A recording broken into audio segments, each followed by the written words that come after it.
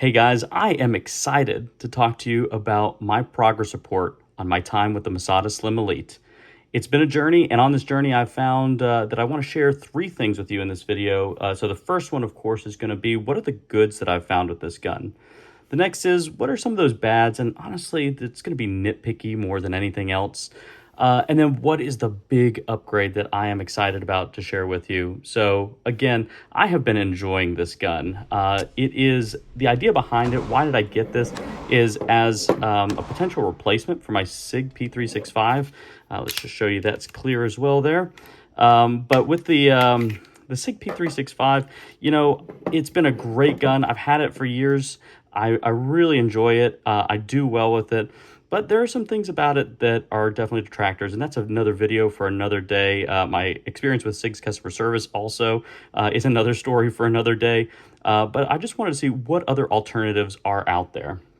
And so that led me, of course, to the Masada Slim Elite. So let's talk about why did I pick this and what have I found about it. So one of the things I found about this is, man, it is a high value item. So it has premium quality for a budget cost. I got this for under $400.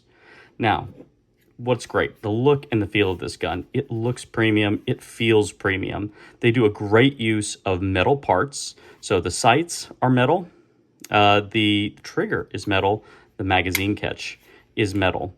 And I feel like this adds to that premium feel, to that quality. Other companies skimp in these areas or make choices for polymer in those areas, but this to me makes it feel really quality. On top of that, you know, you've got great ergonomics.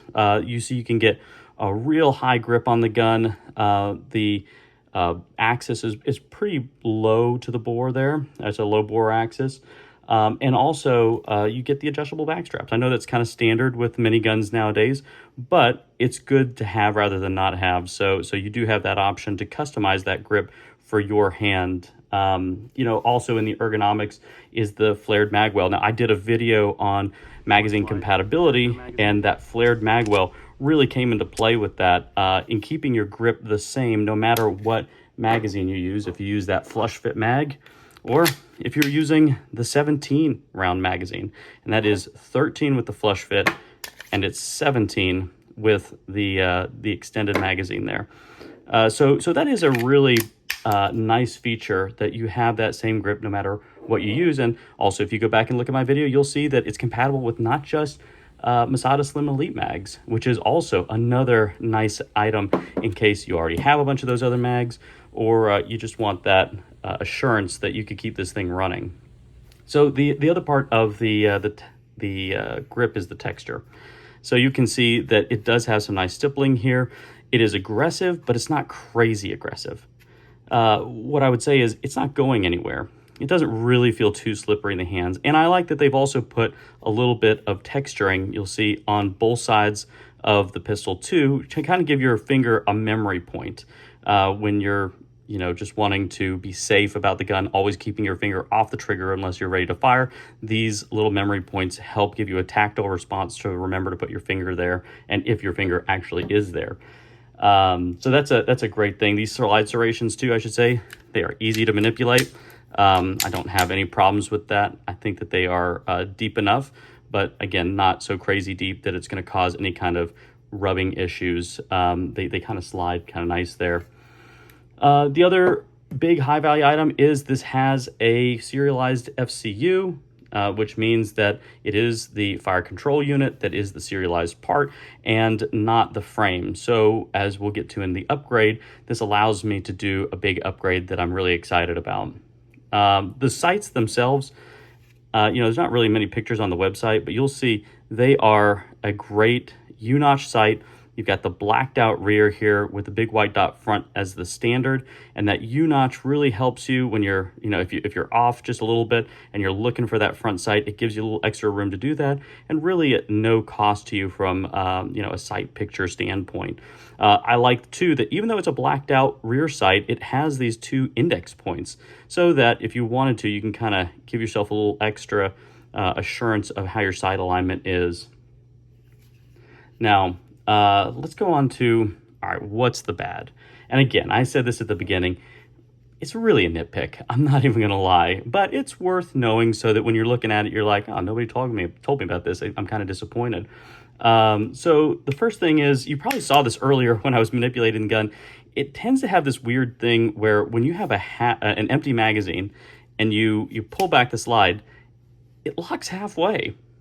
I don't know what that's about. Frankly, it really doesn't cause me a lot of trouble. I just pull it back a little bit more. So it's just weird. Weird. You've probably already seen videos about this. The takedown method, it's also just not the most intuitive. It's not the easiest. It's weird. But honestly, for all the benefits of this gun, I can get over that. But I'd love to see them work on that into the future. Oh, by the way, as pros go, look at this trigger. You saw that wall? Let me do that one more time. There's the wall. Look at how little that travel is. And then if we're going for the reset, look at that reset. It is almost on par with my PPQ.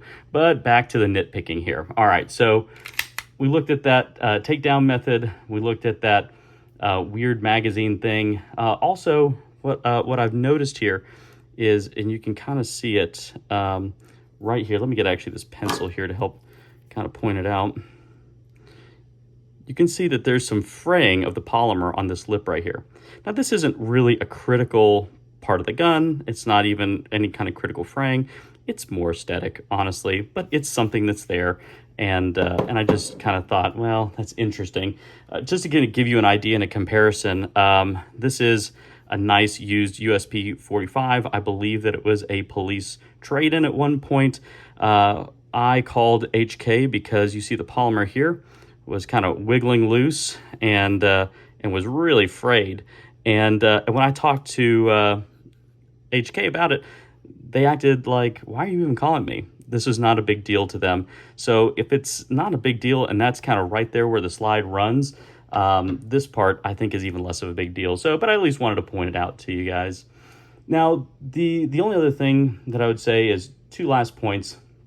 Number one is that there's no threaded barrel option right now, but I did call IMI. I talked to an awesome guy named Michael, and he said there is demand. So I'm hoping that there being demand means that they are going to supply the market with a solution.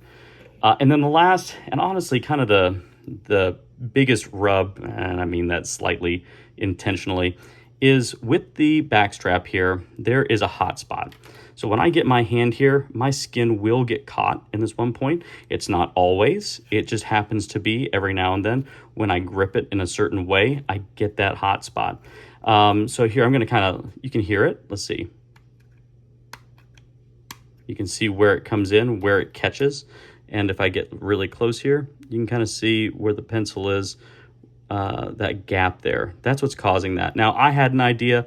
IWI confirmed it, and that is you can just take a little bit of sandpaper, really, really fine, say like 1,000 grit, something like that, and just kind of smooth that edge off. But it is something that out of the box you're going to find. You may or may not have that with that particular backstrap, but it can be a little bit painful and a little wearing, depending on how your hand fits into the grip. So, speaking of grips, let's talk about the upgrade. This is where I'm very excited. This is the Mischief Machine grip module. It is something that I first tried out when I was at the Palmetto State Armory's Gathering event earlier this year. And that was actually even my first experience with the Masada Slim Elite. And this thing was just fantastic. So flat shooting, so easy to control and connect with things on target. That I really wanted to get one. So, just kind of telling you about the quality here. IWI itself not only has this on their website to buy, but also they say, hey, if you want to buy it on Mischief Machine's website, you can go over there. And then thirdly, they even sell this as a completed unit direct from IWI, which is that they call it the Masada Slim Elite Commander. So you can get that. That's how much they believe in this product. And I thought that was pretty cool. So I wanted to pick one up, and especially for testing, what I wanted to do is to have these two things together. I wanted to be able to see, okay, what is this grip like and what is this grip like, and do a little bit of testing back and forth. So I'm excited to put this on. I did get one of the benefits of doing it straight through Mischief Machine is that you can pick a color. if you wanted to. And they have a couple different colors standard. This one is Midnight Bronze. I'm going to do a little video that puts it up against some different backgrounds and in some different lighting just to see how this color changes or looks in different environments. But I really like it so far, and I'm excited to see more about it. So I'll look for that video. But the other thing is, let's just talk about the utility of this. So it is aluminum, moving away from the polymer, and that gives just a little bit of extra weight and a little bit extra controllability. The next thing is it's got this 1911 grip angle. I love this grip angle. It feels so good. Coupled with this flared magwell here, it really feels like it locks into the hand. And giving it even that extra bit of locking into the hand are, you see these machine serrations on the front and these G10 grips on the sides and the back. In fact, this back one is interchangeable as I understand it. There is another size in case you just want a little bit extra on the rear portion of that grip. They do sell that separately. By the way, these G10 grips, man, they give me some serious Cowboy Bebop, Space Cowboy vibes. It's not exactly the same as the one that they use in the show, but man, it does look like it. And they feel great. They really, they lock in. That has some serious texture to it. I'm curious to see how that feels, in an IWB holster, but we'll find out soon enough. Now, the other thing too about that flared magwell is it's not necessarily as pronounced as the one here on the regular frame, but it still gives you see, a good bit of lip that your hand can kind of grip to and keep, again, that same grip angle, no matter which kind of, or it's not grip angle, I apologize, the same grip, period, the feel of it, regardless of which magazine you put in there. So that keeps that benefit. It's not as pronounced, but it does keep that benefit, which I like. So the next thing I hope to do is show you guys a little bit of a video of how easy it is to install. I hear it's pretty easy, but I'm going to have to do it myself and put it to the test. So I'll do a video on that, hopefully take it to the range and give you guys some more feedback on this. Oh, one last thing I did see that I thought was really neat on this. Look at this bevel that they have here. They really made sure to make this thing ergonomic and not able to snag or give you some spots that'll rub you raw. But it really is just a premium grip module. They even kept those index points here for you to remember where to put your finger and to confirm that your finger is up and off the trigger. I like that. So, hey, thanks for sticking with me through this one. I know it's a little bit of a long one, but I wanted to give you that progress update, and I wanted to really get excited to see what this grip module is going to do for the experience with the Masada Slim Elite. Hey guys, also last thought is if you do want to, ask me any questions, if there's anything about the gun that you don't see out there on the internet and you want to know my experience with, I'm happy to answer those. Just go ahead and drop a question in the comments below, and I'll look forward to seeing you guys next time. Have a great one.